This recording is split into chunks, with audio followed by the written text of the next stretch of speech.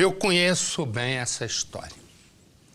E essa história eu acompanhei passo a passo. E agora, se naquela época já dava dor e revolta, agora eu vou dizer uma coisa. Eu vou usar uma palavra, não, nem vou usar, porque a palavra é muito forte. Eu vou dizer o seguinte, e eu tô doido para falar a palavra, mas eu vou dizer, vou mudar. Aqui causava dor e revolta. Quando eu falar o nome, talvez você se lembre. Quando o Sandro Dota matou Bianca Consoli, a cunhada dele, em 2011. Se naquele momento, e eu cobri o caso direto, né, aqui, eu quero dizer uma coisa. Se naquele momento ele negou, ele mentiu, ele deu entrevista chorando, ele fez de tudo um pouco. De tudo um pouco. Pois agora, o que eu sinto é desprezo. Desprezo à justiça brasileira ou pela justiça brasileira. Porque só o desprezo à justiça que nos causa uma revolta gigantesca. Porque a justiça no Brasil, em alguns momentos, não é cega, surda e muda. Ela é insensível. Insensível ao que eu e você, que pagamos essa justiça arrogante, essa justiça no Brasil não é justa. Com raras exceções. Você imagina, eu me lembro do caso, nem preciso ver, porque eu me lembro de tanto que ficou gravado em mim. Ele entra na casa numa hora que não tem ninguém, ele vai lá e mata a menina que não queria nada com ele, a cunhada. O julgamento foi feito e ele pegou 31 anos de cadeia. 31 anos. Os advogados agora entraram com recurso. Ou agora não. Os advogados entraram com recurso. A pena dele diminuiu de 31 para 24 anos. Pergunta que eu te faço é, será, e aí é uma dúvida, será que quem decidiu dessa maneira, se essa moça fosse filha de quem decidiu dessa maneira, de reduzir a pena do assassino, será que o magistrado que fez isso também reduziria se fosse a sua própria filha, sangue do seu sangue? Era uma pergunta que eu gostaria. Decisão da justiça não se discute, está lá escrito cumpra-se. Mas o direito do cidadão que eu sou é de ter opinião. E também poder perguntar, que eu gostaria de perguntar nos olhos, né? Olho a olho de quem toma uma decisão dessa. Senhor Excelência, se fosse a sua filha, o senhor reduziria a pena do assassino que invadiu a casa da menina com a intenção de violentá-la e acabou por matá-la? Essa é uma pergunta que eu gostaria de fazer. Não de forma arrogante, não. Mas uma pergunta que eu faria com coração. Para saber se um pai que tem uma caneta e pode reduzir a pena do assassino, o faria assim se fosse a própria filha. Põe no Cidade.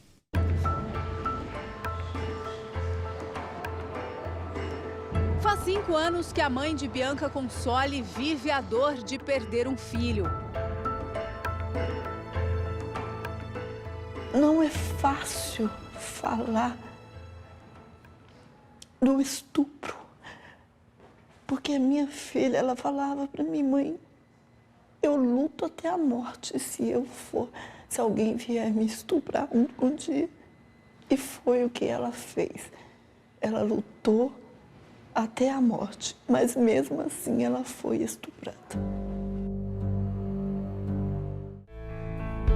Bianca Consoli foi violentada e assassinada pelo cunhado Sandro Dota em 2011, em Santo André, na Grande São Paulo. Sandro confessou o assassinato e negou o estupro. Disse que não tinha intenção de matar a garota, mas perdeu o controle após uma discussão. Ele estrangulou, colocou uma sacola na garganta dela. Então, isso é um caso pensado. Ele pensou, ele planejou.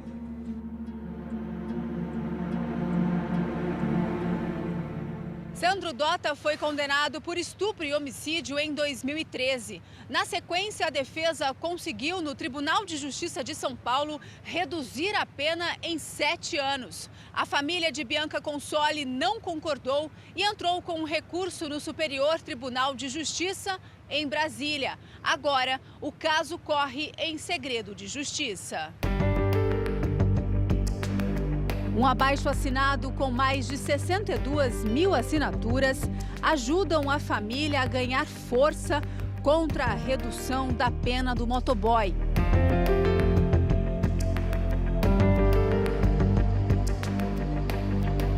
A mãe de Bianca teme que o assassino da filha consiga sair da cadeia antes de pagar pelo que fez.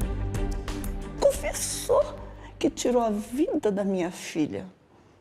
Ele teria que pagar. Não, só está reduzindo. O advogado de Sandro Dota diz que conseguiu reduzir a pena por meio de um artifício legal e que agora busca na justiça anular a condenação de estupro do motoboy.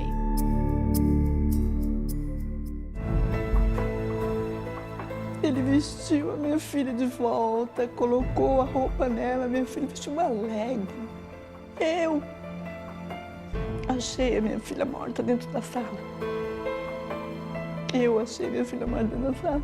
Quando eu cheguei, eu pensei que a minha filha tinha deitado, tinha desmaiado. De tão bem arrumadinha que ela estava.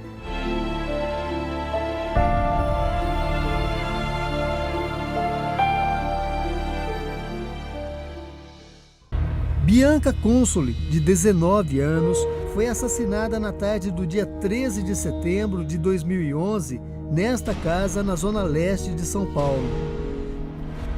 Bianca estava sozinha em casa quando foi atacada e morta por asfixia.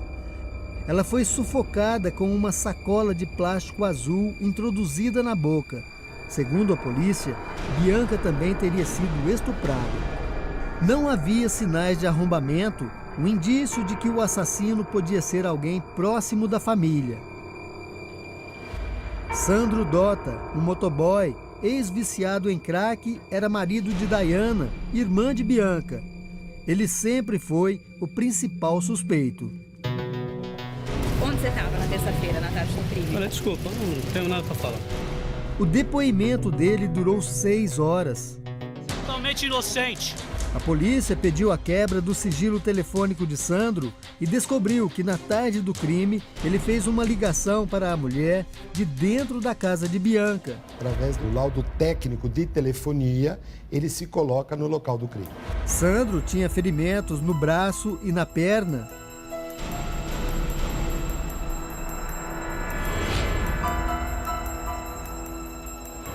A perícia também encontrou fragmentos de pele embaixo das unhas de Bianca. Para se defender, a estudante teria arranhado o assassino antes de morrer. Seriam de Sandro esses fragmentos de pele? Uma pergunta que a polícia jamais conseguiu responder. Sandro Dota se recusou a ceder material para exames de DNA.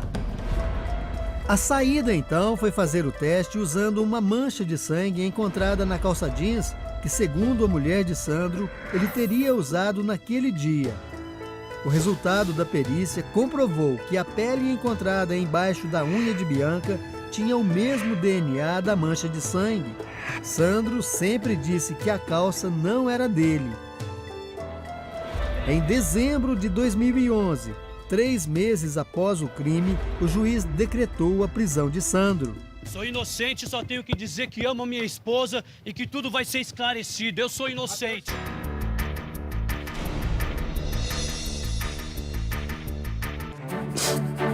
Eu acredito que a verdadeira prisão na minha vida estava sendo a mentira. Menti. Fui mentiroso. Não tenho vergonha em falar isso, porque para mim chegar hoje aqui, Dias, para mim chegar aqui hoje e dizer isso, eu sei que eu vou ter uma batalha muito grande pela frente. Quase 2 anos mentindo. Sandro revela que, para sustentar a mentira, Plantei a Bianca. decorava falas, imaginava perguntas e respostas para depoimentos e entrevistas. Foi uma brutalidade o que fizeram com ela, né? Mas por que e como Sandro Dota matou Bianca? Ele tem todas as respostas. Todo dia a gente pensa, todo dia a gente fala. Cada E se emociona ao assistir trechos de reportagens sobre a morte de Bianca. O assassino, confesso, diz que sentia ódio da cunhada. E fui eu que agredi ela. Muitas das vezes eu cheguei na casa dela, ela me ignorava. A Bianca, ela me colocava eu lá embaixo, como um pobre. Falava pra irmã dela, você foi casar com um pobre. Você foi casar com um motoboy.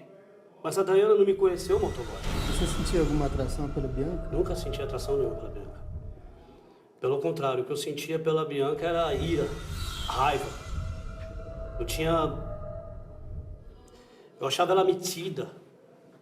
Eu cheguei a falar várias vezes pra Dayana. Falei, Dayana, sua irmã é uma menina nojenta.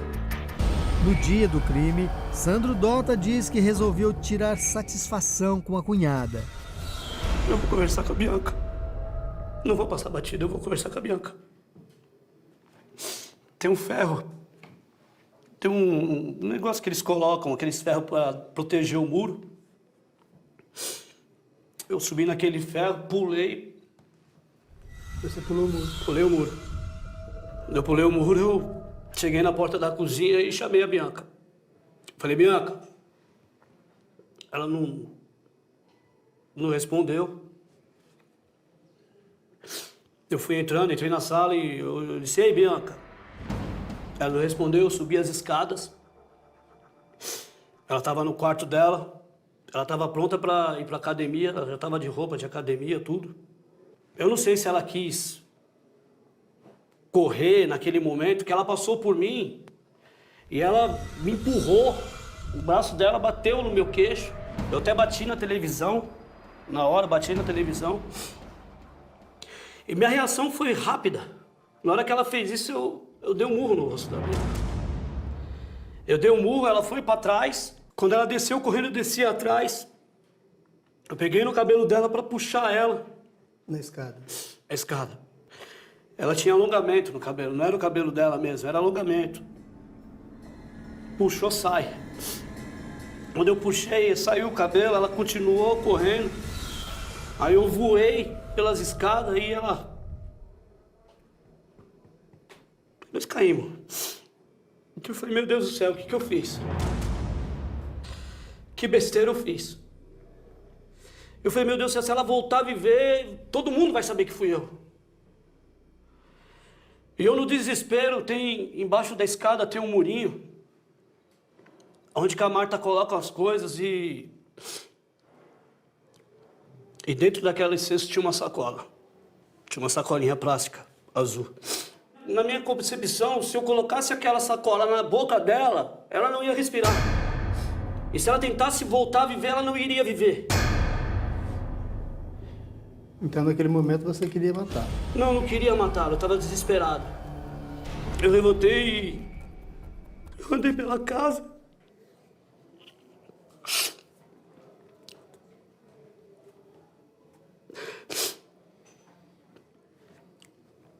Corri.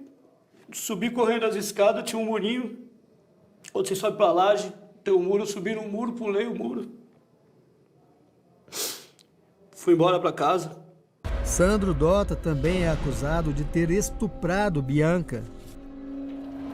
E se eu for condenado por estupro, eu vou pagar por um crime que não cometi. Mas vou pagar. Veja bem, Tia, se você vai acreditar ou não vai acreditar, o importante hoje é aqui. Hoje, eu quero pagar pelo que eu fiz. E falar a verdade hoje, te alivia ou te atormenta? Difícil. Eu não queria ter tirado a vida da menina. Qualquer coisa que tiver que falar, fala, para poder ajudar, né? Colocar esse canalha na cadeia, porque, infelizmente, foi uma brutalidade o que fizeram com ela, né? Foi a primeira mentira? Sim. Que você diz, tem que colocar esse canalha na cadeia. E hoje tem que ser condenado. Se me condenassem até a morte, eu ia pagar até a morte. Mas não é isso, infelizmente, que pensam, né? Os homens que agora na justiça decidiram reduzir a pena de um assassino, confesso, cruel, mentiroso, e a partir daí reduz a pena de 31 anos para 24. Eu vou repetir, eu adoraria perguntar no olho de cada um, né, da justiça que decidiu isso, se fosse essa moça filha de um deles. Estou errado, Farol? Não. As provas, aliás, Marcelo, estão no processo. Ou seja, a Bianca estava na academia, ele sabia disso, foi para casa. E a mulher dele entregou para a polícia a calça onde foram encontradas manchas de sangue que provaram o DNA. E ainda, a família da Bianca, Marcelo, forneceu vários detalhes que ele era inconveniente, abusado, se referia sempre a ela, na frente de todo mundo, você é uma delícia, você é gostosa. Está tudo provado, não há dúvida nenhuma. Todas as agravantes para esse crime estão dentro do processo. Tá bom, ok, mas eu vou repetir, por favor, a pergunta, porque eu queria entrar no mérito da questão. Você acha certo, né, um sujeito dessa naipe, dessa natureza, é condenado a 31 anos e vem o Tribunal de Justiça reduzir a pena? Você acha que isso é certo ou é errado? Está errado e não tem amparo legal, Marcelo. Está tudo provado, está tudo demonstrado, não há dúvida nenhuma, não há motivo para redução nenhuma, não tem erro nenhum, não tem equívoco nenhum. É a pena que devia ser mantida. Perfeitamente. Me dá a imagem, por favor. A imagem que você está vendo, esses aí, né, fizeram 4 reféns em casa, ameaçavam inclusive cortar o dedo das vítimas se as vítimas não dissessem onde estava o ouro. Que ouro? Põe no Cidade. 4 pessoas da família em pânico, reféns de uma quadrilha dentro da própria casa. Os policiais militares cercam o local e pouco tempo depois da invasão, os bandidos saem rendidos. Os 4 já colecionam passagens por porte de arma e roubo. Dentro da viatura, um deles fica bravo por estar sendo filmado e xinga a nossa equipe. O local do crime fica no Parque Novo Mundo, na zona norte da cidade. Segundo testemunhas, os bandidos já rondavam a região há pelo menos uma semana. Durante a tarde de ontem, um deles subiu e desceu a rua de moto por várias vezes. Os vizinhos só não sabiam que o alvo dos bandidos era a casa da família japonesa. A idosa, por volta das 7h30 da manhã, quando abriu a porta dos fundos da cozinha, foi surpreendida pelos criminosos. O filho percebeu a ação e avisou a polícia, que chegou em menos de 10 minutos. Só que os policiais que atenderam a ocorrência não sabiam que a família estava rendida. O aviso inicial, passado pelo rádio, era de furto. como ninguém respondia, atendia a equipe, nós resolvemos pular o muro, né? Porque a porta do fundo estava aberta, né? Adentramos a residência e deparamos no closet do quarto um casal de orientais idosos sentados no chão, com 4 indivíduos armados, né? 2 com arma de fogo, 2 com faca, agredindo os idosos, né? Falando que ia cortar o dedo, colocando a faca na barriga do senhor. No momento eu já falei para eles jogar a arma no chão, eles já jogaram a arma no chão, falaram que perderam.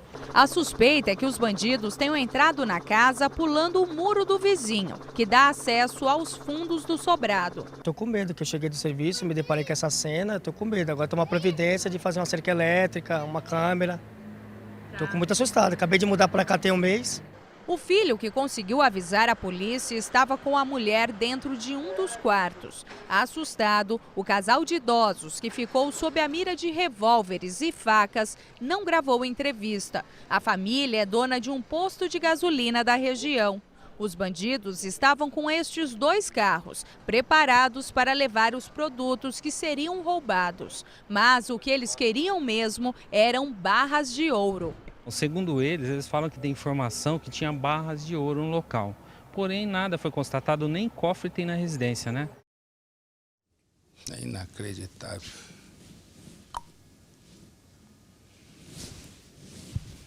Você já está aqui, eu estou dizendo, corta para mim, o negócio está comigo.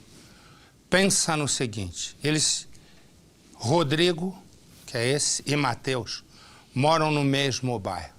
Eles trabalham juntos numa pizzaria. Rodrigo é conhecido por ser um amigo fiel. Matheus, por estar envolvido com o mundo do crime. Naquele dia, Rodrigo vai à casa de um amigo e esse amigo diz que foi assaltado por Matheus. Rodrigo, então, diz, isso não vai ficar assim. Vamos até lá. Quando eles chegam na casa de Matheus, ele e o amigo assaltado, Matheus está com um amigo. Rodrigo e Matheus discutem. Matheus estava ali na porta, entra na casa, volta com uma arma. Rodrigo está se preparando para subir na moto. Leva 3 tiros e morre. Olha que menino bonito. Aí está. E ele leva 3 tiros e morre. O outro está foragido. Põe no Cidade. Uma mensagem. A confissão de um crime. Fiz a pior besteira da minha vida. Quem escreveu esta frase também segurou uma arma e matou um amigo. Edson Rodrigo, de 18 anos, ou simplesmente Rodrigo. 3 tiros mataram o rapaz. O assassino o conhecia. Matheus, de 18 anos, que está foragido. Ele é o responsável por deixar uma mãe assim, desolada. Tem hora que me bate desespero, sabe? Não ver meu filho chegar, não ouvir a voz dele. Foi na tentativa de ajudar um amigo que ele foi vítima da pessoa que ele jamais imaginou que pudesse machucá-lo. Ele não acreditou que ele fosse capaz, de fazer isso. No dia do crime, Rodrigo saiu do trabalho e foi para casa. Ele abraçou a mãe e disse que iria encontrar alguns amigos. Ela estava fazendo jantar. Ele disse que logo voltaria para comer. Mas Rodrigo nunca mais passaria por aquele portão. Assim que ele encontrou os amigos, um deles contou que havia acabado de sofrer uma tentativa de assalto. E para piorar, o assaltante era Matheus, um rapaz que Rodrigo conhecia. Rodrigo não acreditou no que havia acontecido e foi até a casa de Matheus para conversar com ele. Rodrigo estava no piloto, o amigo que tinha sido vítima de Matheus na garupa. Assim que eles chegaram na casa do criminoso, encontraram Matheus e um outro homem na porta. Rodrigo logo perguntou por que Matheus tinha feito aquilo. Disse que todos eram amigos no bairro. Matheus não gostou e começou a discutir com Rodrigo. Logo em seguida foi para casa. Para evitar confusão, Rodrigo decidiu ir embora. Mas assim que subia na moto, foi surpreendido por Matheus, que estava armado. Ele disparou 3 vezes. Rodrigo ainda tentou correr e caiu nesta calçada. Rosa chegou a sentir um calafrio naquela noite, mas não sabia o que tinha acontecido. Até que ela foi chamada no portão de casa. Ele falou assim, o Dico tomou um tiro. A hora que ele falou o Dico tomou um tiro, meu mundo desabou ali. Aí já desci, liguei pro meu filho que tinha ido na casa do amigo dele, liguei pro bebê para ele vir que o Rodrigo tinha tomado um tiro. Só que até então eu não sabia que meu filho já era morto. Logo após o crime, Matheus sumiu. Ele saiu de casa com os parentes. Até mesmo a empresa da família, que fica na rua do crime, ficou com a placa, sob nova direção. A polícia ouviu testemunhas que estavam no local do crime naquele dia. O rapaz que estava ao lado do assassino, na frente da casa, também foi ouvido e liberado. A polícia não teve dúvida sobre a participação de Matheus no crime e pediu a prisão do assassino. Mas até agora, ele não foi encontrado. Nessa mensagem, uma testemunha diz que Matheus teria saído do estado. Ouvi dizer que ele veio para o lado de cá do Nordeste. Tem uns parentes meus aqui que conhecem a família dele. Rodrigo e Matheus se conheceram no bairro. Uma semana antes do crime, chegaram a trabalhar juntos numa pizzaria. Rodrigo era o filho caçula de Rosa. Ela se apega a cada lembrança que o filho deixou. Eu digo, meu filho morreu como um herói, ele não morreu como um covarde, porque ele morreu para salvar a vida de outra pessoa. A família só está conseguindo ser forte porque os amigos estão sempre ali, dando apoio. Rosa espera todos os dias que Rodrigo entre na casa. Ela não consegue esquecer da última frase do filho. Quando ele falou, benção, mãe, eu te amo. E eu respondi, Deus te abençoe, filho. Também te amo muito. E a hora que eu saí, falei, filho, toma cuidado. Ele falou, pode deixar, mãe, aqui é nós. E esta é a imagem do homem que está foragido.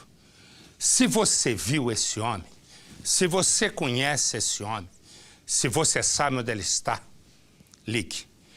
Ligue para o Disque Denúncia, ligue para a polícia e a sua identidade vai ser mantida no mais absoluto sigilo. Corta aqui para mim. A imagem que eu vou mostrar agora, é dessas imagens que, além de cortar o coração, né, é uma imagem que, além de cortar o coração, nos provoca o mais absoluto descrédito em alguns seres humanos. Põe as imagens para mim. Na mesma rua, existem 2 asilos clandestinos. Olha a geladeira. Tudo vencido. Alimentos vencidos. Remédios sem prescrição médica. Nada disso tem prescrição. Olha os gatos. Olha a rede elétrica. Olha as condições que as pessoas idosas viviam. Aí, ó, esse já está preso. Tem também 2 cuidadoras presas. Põe no Cidade. Um dos abrigos clandestinos funcionava nesta casa. No local, a polícia encontrou 11 idosos, vivendo em condições inadequadas. Na geladeira, alimentos vencidos, remédios controlados que eram dados aos idosos sem prescrição médica, além de documentação irregular. O asilo funcionava há 12 dias, mas sem autorização e com ligação clandestina de energia elétrica. Ao todo, 5 funcionários trabalhavam no local. 3 deles foram presos em flagrante. O técnico em enfermagem Eliseu Batista Barbosa, de 38 anos, e as cuidadoras Elaine Cíntia Lima de Oliveira, de 24, e Lídia Paiva da Silva Carvalho, de 37. De acordo com a polícia, eram eles os administradores do local. A gente está percebendo que é uma máfia para tomar conta dos idosos, porque eles ficam com o cartão de benefício e eles sacam de R$1.000 a R$1.200 que eu estava olhando aqui. Então, só aqui são 20 idosos, certo? Cada um pagando R$1.200, são R$24 mil. Então, 1.000 do aluguel, certo? 1.000 de uma cuidadora, 1.000 de uma cozinheira e 1.000 de uma lavadeira. São R$4 mil. Então, fica R$20 mil de lucro. Senhor Gilberto, de 79 anos, era um dos idosos atendidos no abrigo. Ele relata que foi deixado no local pela irmã mais nova, mas que sonha em voltar a viver com a família. Desde quando o senhor tem vivido em abrigo? O primeiro foi esse. somente. A poucos metros dali, a polícia encontrou um novo abrigo, no bairro da Aurora. Os investigadores foram recebidos por Dona Elza, uma das 2 funcionárias do espaço. 5 idosos eram mantidos também em condições inadequadas. A polícia encontrou documentação de alguns idosos e prontuários médicos da Secretaria de Saúde de Paulista, em branco. A área de convivência que não existe, é totalmente inadequado, o espaço não existe para refeitório, nem área para circulação do idoso. Segundo as investigações, os 2 asilos eram mantidos pelo técnico de enfermagem e pelas 2 cuidadoras de idosos, presos durante a ação. Eles eram ex-funcionários de um outro asilo, o Lar Maria do Carmo, que foi interditado no último mês pelo Ministério Público de Pernambuco. Eles mantiveram contatos com os parentes dos idosos e conseguiram trazer essas pessoas para cá, para esses 2 espaços. Segundo as contas da polícia, eles chegariam a lucrar até R$20 mil por mês, de forma irregular. Ainda segundo o delegado, os parentes eram coniventes com a situação. Todos os parentes que colocaram os idosos em locais clandestinos, tendo ciência, vão responder por abandono do seu idoso. Boa, boa. Gostei do delegado. É inacreditável, né? É óbvio que não tem nem comparação, mas as 2 coisas são semelhantes. É igual aquele sujeito que a gente cansa de ver, né? Tem um animal de estimação, o animal fica velhinho, joga no meio da rua. Agora, se faz isso com um animalzinho, imagina com o próprio parente. Eu ontem comecei a contar uma história aqui da minha mãe, fiquei a noite inteira pensando nisso, ela que já morreu uma boa quantidade de tempo. Como é que alguém tem coragem, né, de pegar um parente e jogar no asilo? Mas pior, como aquele moço, é um moço lúcido, não precisa ficar no asilo, é jogar em qualquer lugar como se fosse uma mercadoria à moda. Me dá a imagem, eu vou te contar o ser humano. Você vai vendo aí, esses aí estão presos, tem 2, mas são 3. É um tráfico internacional de drogas, tinha cocaína, agora estão os 3 aí, ó, canarinho a cabeça dele. Tinha pistola, tinha munição, drogas que vinham da Bolívia, Colômbia e Peru, põe no cidade. O vídeo mostra 3 armas, drogas e peças de motos que serviam como esconderijo da cocaína. Tudo para não chamar a atenção da polícia. O material apreendido pertence a uma quadrilha especializada de São Paulo. Tudo isso aí, ó, estava na zona leste da capital. 3 pessoas foram presas numa operação que teve início hoje de manhã. Essa foi uma continuidade a um trabalho que já vem sendo realizado há 8 meses por policiais do DEIC, onde 57 pessoas foram presas, todas envolvidas com tráfico de drogas e roubos a empresas de valores. Foram apreendidas também 11 pistolas e 10 fuzis, entre eles uma .50, que tem potencial para perfurar carro blindado e derrubar aeronaves. 35 carros, mais de 650 quilos de cocaína e 1.800 quilos de maconha também foram apreendidos. Este é apenas um dos carros apreendidos pela polícia. Esse carro, segundo a investigação, tinha uma função muito importante. Era com esse carro que eles levavam as drogas de um ponto para outro aqui em São Paulo. Mas como fazer isso e não ser descoberto pela polícia? Eles bolaram um sistema de fundo falso. Aqui, atrás do encosto desse banco, tem um fundo falso, onde eles colocavam as drogas. Para poder abrir aí existe todo um sistema, né? Você tem que apertar o freio e fazer algumas coisas que a polícia ainda também não conseguiu descobrir, porque eles não colaboraram até agora para a polícia desvendar o sistema que foi montado aqui na parte de trás. Mas enfim, essa parte de trás abre e a droga é colocada toda ali. Quando é abordado ou parado uma blitz, a polícia dificilmente vai conseguir encontrar toda essa droga. Ou seja, eles vão sair tranquilamente novamente até o ponto do tráfico, até o lugar onde a droga tem que ser deixada. É um sistema que a polícia conhece há algum tempo, só que existe, né, algumas sequências que tem que ser feitas para que o banco possa abrir e o compartimento aparecer. Segundo a polícia, a quadrilha era responsável pelo tráfico internacional de drogas. Eles traziam tudo da Bolívia, Colômbia e Peru. A droga era dividida em 2 partes. Uma era distribuída aqui no Brasil e a outra parte levada para a Europa e os Estados Unidos. Olha o sorriso dos 2. E se você cruza com esse casal, você tem certeza, né, de que, primeiro, eles estão felizes e vão ser felizes. E que os dois formam um casal bonito. Mas o casal tem um problema. Evandro tem um ciúme louco de Daniela. E ela não aguenta mais. Segundo passo, eles se separam. E Evandro descobre que Daniela agora começa a ter interesse, por um acaso, num policial. Policial que Evandro também conhece. Aí Evandro toma uma decisão. A decisão é dar fim à vida dos dois, não do policial, na dela e na dele. E ele coloca, então, o plano em prática.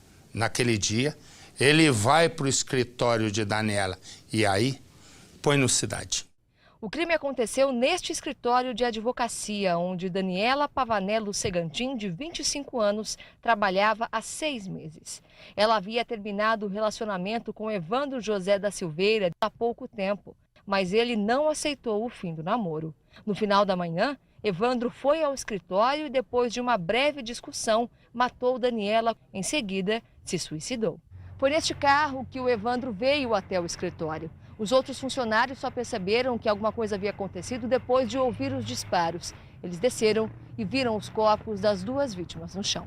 A arma usada no crime, um revólver calibre 38, foi apreendida pela polícia. Evandro era de Campinas e se mudou para Bauru por conta do emprego em uma concessionária. Antes de cometer o crime, deixou uma mensagem em uma rede social. Ele disse que teria sido traído por Daniela, que teria se envolvido com um capitão da Polícia Militar de São Paulo e que os dois foram apresentados por uma amiga. Além de contar a história da suposta traição, a mensagem ainda contém um tipo de testamento que divide os bens entre a família dele. Ao final, ele pede perdão para a mãe. O irmão esteve na delegacia e disse à polícia que ficou sabendo do crime pelo Facebook. Deixa eu dizer. Pensa no seguinte. Vou mostrar aqui a imagem dos dois. Raimundo Juraci é conhecido como um cara brincalhão. Nisso vai passando uma menininha e ele pergunta assim, mas num tom de brincadeira, mas brincadeira que não sai. Sua mãe tá bem? A menina vai contar para a mãe. A mãe conta para o marido, que é Grilo, que tá ali. E Grilo diz o seguinte, esse vai pagar. Isso não vai ficar assim. Aí o que acontece? Ele vai e planeja. Planeja tudo meticulosamente. Naquele dia, segundo a polícia, ele vai ficar frente a frente com um homem brincalhão. E é a partir daí que começa a história. Ele está saindo do bar. Na saída, ele é espancado. Ele corre e vai para casa. Levado para o hospital, o médico diz, olha, vai para casa, mas você precisa de exames mais detalhados e aqui eu não consigo fazer. Ele vai no hospital e morre. Quem o matou? Põe no Cidade. Uma vida interrompida pela fúria de um homem tomado pelos ciúmes. Juraci Alves dos Santos, de 47 anos, morreu dias depois de ser brutalmente agredido enquanto voltava para casa. Ele estava sozinho em uma rua deserta e as poucas testemunhas que existem do caso, por medo, preferem o silêncio. O receio de uma vingança também faz com que familiares de Juraci escondam o rosto ao falar sobre o assunto. Sim, sentíamos medo, né? Porque fizeram isso com ele. Agora, que mal ele fez? Porque ele era uma pessoa trabalhadeira, sabe? Ele tinha 47 anos, ele nunca teve passagem na polícia, né? O Juraci estava em um bar bebendo com alguns amigos. Durante a madrugada, por volta de 3 horas da madrugada, ele resolveu ir embora. Pagou a conta e saiu. Foi caminhando para casa. A rua estava deserta. Neste momento, um homem chegou já agredindo o Juraci com vários pontapés e também socos. O homem continuou sendo agredido, mesmo depois de ter caído ao chão. O agressor fugiu. Mesmo quase sem forças, Juracy conseguiu se levantar e ir para casa. O homem foi identificado apenas pelo apelido, Grilo. Juracy ficou com o rosto desfigurado. Quando chegou em casa, preferiu não pedir ajuda. A irmã da vítima conta que, segundo testemunhas, as agressões foram motivadas por ciúmes. Isso porque, dias antes, em tom de brincadeira, Juracy perguntou para uma menina do bairro como estava a mãe dela. O marido da mulher, em um acesso de raiva, teria ido tirar satisfação com Juracy. O cara pegou e achou ruim, falou assim, porque você está perguntando a minha mulher, e aí eu pergunto que eu conheço a mãe dela, que não sei o quê, né? Eu conheço a mãe dela e começaram a espancar ele. Aquele momento marcaria o fim da vida de Juracy. Apavorados, a vítima e a família preferiram não denunciar o caso à polícia. O criminoso Grilo ainda estava solta. O Juracy morava nesta casa, em um terreno, e dividia o local com outro amigo, que mora aos fundos. E foi exatamente neste local que ele viu uma cena impressionante e chocante. Ele, quando saía da residência, viu aqui, neste outro cômodo, o amigo, deitado, olha só, a gente está entrando, nesta cama. O Juracy estava deitado, completamente machucado, com o rosto muito ferido e inchado. O homem, então, sem saber o que fazer, decidiu pedir ajuda. Saiu em disparada, foi para um outro bairro onde mora a irmã do Juracy. Isso tudo para pedir ajuda. A mulher, então, também veio correndo e, como a porta estava fechada, viu aqui, por esta janela, uma imagem impressionante. Viu o irmão dela deitado, sangrando, pedindo por ajuda. Foi então que a mulher, num ato de desespero, pediu ajuda deste amigo do Juracy. Eles conseguiram abrir a porta e aí sim, neste momento, o homem foi resgatado e levado para o hospital. Daniel foi quem socorreu o amigo. Ele foi a primeira pessoa a ver Juracy depois do crime. Ainda muito impressionado, tem dificuldade em falar sobre o assunto. Nunca viu imagem tão chocante. Juracy estava irreconhecível e mal conseguia falar. O rosto está todo machucado, a boca dói. Aí eu falei, eu vou lá falar com a sua irmã para ver se chama a ambulância. No hospital foi constatado que Juracy sofreu 3 fraturas na mandíbula. Foi feito um raio-x e depois de medicado foi liberado pela equipe médica, apenas com a orientação de que deveria procurar um especialista. Mas os dias se passaram e o estado de saúde de Juracy piorava a cada momento. A irmã resolveu levá-lo mais uma vez ao hospital. Ele foi internado às pressas com traumatismo crânioencefálico por conta das agressões, convulsões e pneumonia. Pouco depois, a vítima não resistiu e morreu. Esta outra parente de Juracy garante que ele foi vítima de uma emboscada e não descarta o envolvimento de uma terceira pessoa no caso.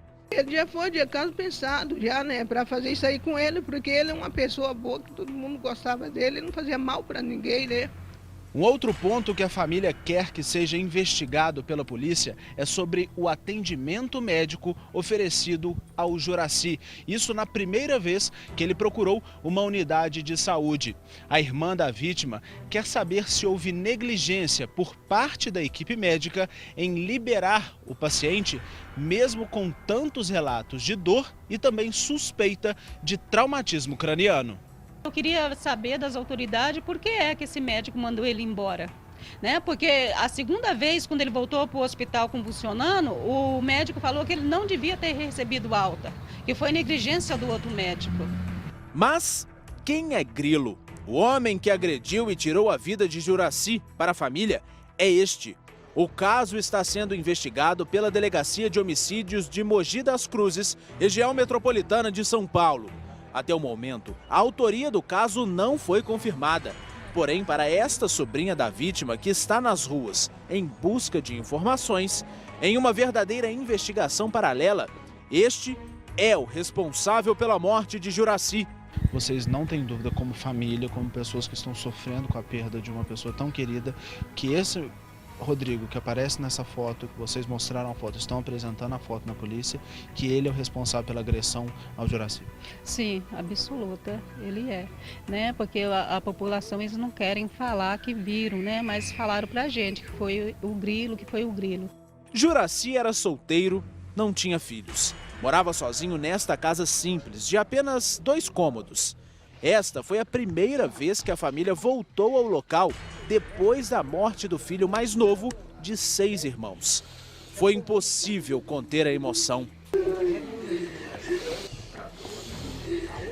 Juracy era natural do interior do Paraná, mas já morava em Mogi das Cruzes desde pequeno. Segundo a família, ele tinha problemas com bebida, mas apesar do vício, nunca arrumou problemas. Só fazia mal a ele mesmo. A polícia ainda não sabe ao certo quem é Grilo, mas uma suspeita já foi descartada. Mais uma vez, a irmã e a sobrinha de Juracy foram à delegacia. Querem pressa na investigação, porque com a divulgação do caso, além de lidar com a saudade, temem pela própria vida. Não aguento mais, meu coração não dá, que eu não aguento, eu não posso lembrar dele, que ele não fazia mal para ninguém, que ele é um pobre coitado, não merecia morrer de jeito não.